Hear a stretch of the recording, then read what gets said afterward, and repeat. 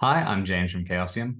I sat down with Jason Durall, who is the creative director of RuneQuest and all things BRP, and also the line editor for the Lords of the Middle Sea role-playing game. We talked about the evolution of genre. If you've been consuming media for a while, you have seen that fantasy, science fiction, horror, whatever genre you want to name, it changes over time. And in this interview, Jason shares his perspective on how genres within the TTRPG world have evolved. I'll jump across to the interview in just a moment, but first, please subscribe to our channel, and thanks for watching.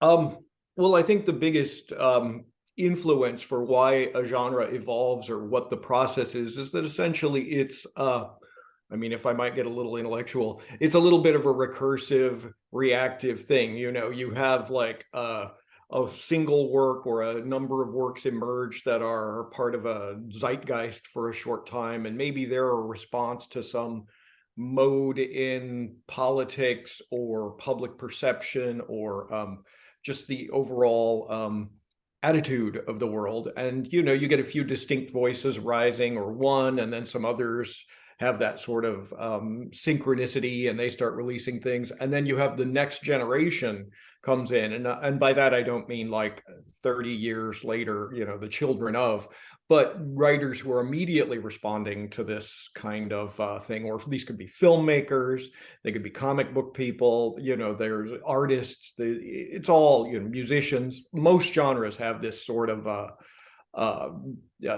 reactive, you know, what do you say, thesis, synthesis sort of evolution where they come up, or thesis, antithesis, synthesis, I should get that right, where there's basically, you know, a strong move, people like it, people want more. From the production or the publication standpoint, you have editors, publishers, you have agents all going like, oh, now we want to have stuff that's set in blah, you know, like now suddenly ancient Egypt is the rage. Let's do a bunch of ancient Egypt stuff, you know, which is why you end up with like 3 films set at the bottom of the ocean with, you know, sort of gritty science fiction-y, slightly horror thing, which happened in the 80s or late 90s. Anyway, it's this sort of thing where you end up with this sort of parallel development. People hear things and they get excited about them, and people, there's a little bit of rush to be first to market or jumping on a trend. But I mean, from a more honest standpoint, I think that creative people, they get inspired by something and they want to do their own take on it. You know, they hear a particular note or read a particular thing and they think, ooh, what would I do in this genre? You know, they read a particular type of fantasy or a particular flavor of science fiction, and then they want to flex their muscles in that direction. Kind of like it doesn't happen as often now, but back in the I mean, for as long as there's been radio and recorded music and broadcasting of recorded music, it seems like there would be like a hit song, and then you would almost immediately have other artists doing covers of that song, you know, and it wasn't uncommon to hear like 2 or 3 versions of a song within a period of a couple of years. You know, it wasn't like, you know, 15 years or 20 years later, somebody does a cover of a classic tune. And I think that's kind of how that happens. So bringing things back into the tabletop role-playing game world for a minute then, how does this change in genre affect TTRPGs? I think that RPGs are a little slower than, well, let me say the traditional big book publishing market of RPGs, you know, the sort of thick volumes are a little slower to respond to these trends because releasing and producing an RPG is a tremendous amount of effort and an investment in time and money. And so there's a bit of like, I think, caution in that they want to make sure that this is like an actual genre or an actual approach that works. And sort of they want to hedge their bets. I don't see a lot of tremendous risk taking in the big large publishing industry for RPGs. I see some, and it's getting better and better all the time. But for the most part, there's an interest in like, what works? What do we like? What is this flavor, something that we know people will appeal to? And so, you know, you see a little slower reaction to that. I mean, it seemed like hard sci-fi was quite a flavor throughout the 2010s, a lot of various writers were doing that, and some films along that line, and now you're starting to see that in RPGs, or rather, I say now, but I mean like the past 5 years. I think Mothership was 5 or 6 years ago. And so it's funny to me that, like, for example, that game is considered to be like a new game. And I was like, I remember being at the Ennies where it won all kinds of awards. Like that was 4 or 5 years ago.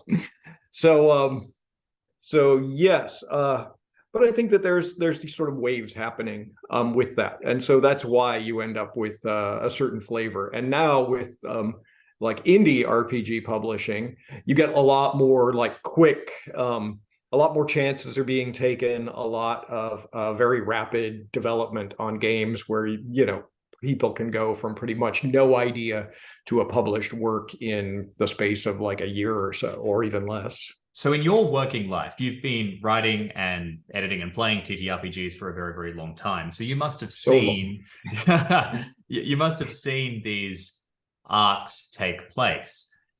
Yeah. How does that alter your job? What does that change for you when you need to, for example, jump onto Conan, and you might need to be writing Conan at a time when it's in the middle of a high point or in the middle of a low point?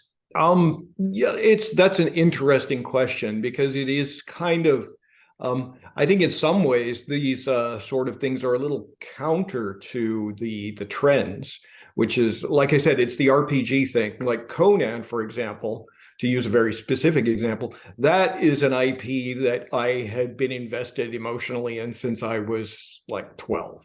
I mean, I read those books far too early for any preteen anybody to be reading, and so that was a sort of indelible part of my childhood archetype and my sensibilities as a fantasy writer. So for me, when the opportunity came up to do Conan, I was sort of steeped in the fact that it was something that I had experienced long before it was popular. Like I was reading these books in the late 70s, and then the first and second film came out in the 80s, and then there was some comics that was quite big, and the various iterations of the RPG over the years, and the pastiche novels and whatnot, and then there was the recurrent film. But it's been a weird, like a long simmer thing.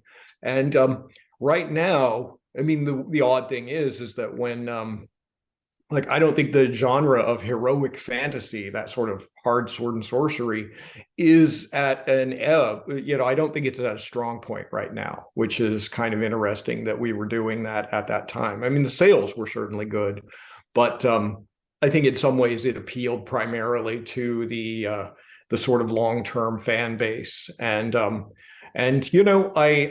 know a new company has the rights to do it. I've heard a little bit about what's going on, and I wish them the best of that. But again, it's like I said, I think that the cultural zeitgeist for sword and sorcery and that heroic fantasy stuff, I don't think it's in right now. And I know a lot of writers struggling in that genre who are also probably would agree with me. So we're saying here is that in the specific case of Conan, the changes didn't really affect you. Are there other projects that have had a lot of, influence based on what's popular and what's not? Yeah, I would say that, and I mean, this is honestly, I'll turn back to Conan. I think that part of the idea with that game was that we were very specifically trying to be a little more egalitarian, more inclusive, more historically grounded than previous iterations. And so we had, I mean, in some cases, I felt like it was almost an uphill battle to try to make Conan a game that was accessible for like people who are not, the traditional like white middle to upper class men, usually of Western European descent or whatnot. And so it was really, it was a very strong goal of mine to make sure that our art was inclusive and that our text was as inviting to anyone to come into it and, feel like they could create their own heroic paths. But that was again something where the sensibility had changed. Like the sexist, sort of vaguely racist Conan of the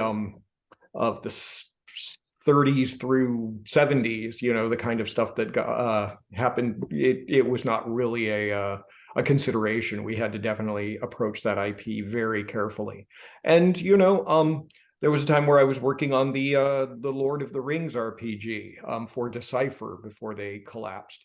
And again, we were sort of being very, very careful in our treatment of the southern races, because Tolkien, I don't think that Tolkien was in fact a racist, but his treatment, you know, his experiences in World War II, or rather World War One, were very specifically aimed at like that influence of the sinister East sort of thing. So, you know, I think that there have been cases where the source material, the thing that you are adapting, the changes in sensibility were very, very specific. And to bring that back to Chaosium and the work I do with RuneQuest, it's very clear that we're trying to make a RuneQuest that is more diverse, is more inclusive, and older iterations of the game and older art depictions have been a lot more sort of European based and relied on cultural stereotypes that I think we've sort of tried to get away from. We've gone for much more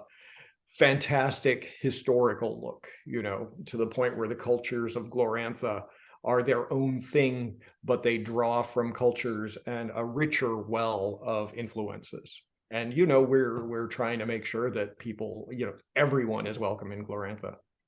And that's, I don't know, I think that's a big shift from a lot of games, you know, where if you look at the original iteration, you might go, this is not necessarily for everyone. So one of the questions I have is about whether or not the trend is always repeated or it's always cyclical. Do genres change definitively and forever over time? I know a lot of people credit Tolkien with having created the modern fantasy genre, but you know, it existed before him. Fantasy writing has been something that has been throughout human history.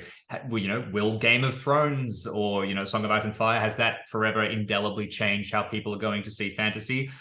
Does stuff change forever, or at least functionally forever throughout the living memory of, you know, a culture?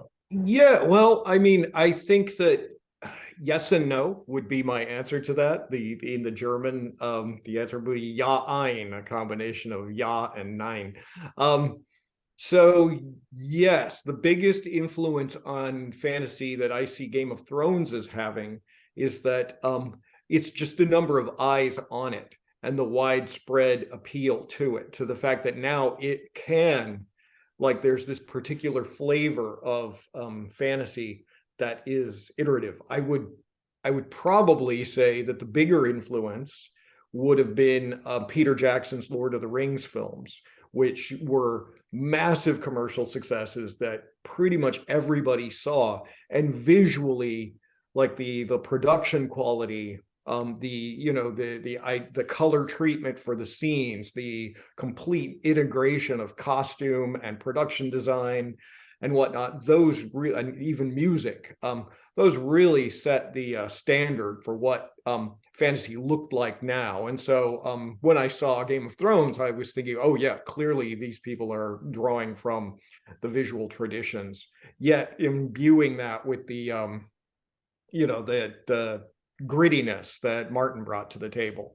And yeah, I think that the greatest thing about Game of Thrones is I don't think George R. R. Martin was doing anything particularly new in fantasy, but he certainly refined the genre in that suddenly, big, thick fantasy novels, multi-book, generational, deep history, deep lore, massive casts.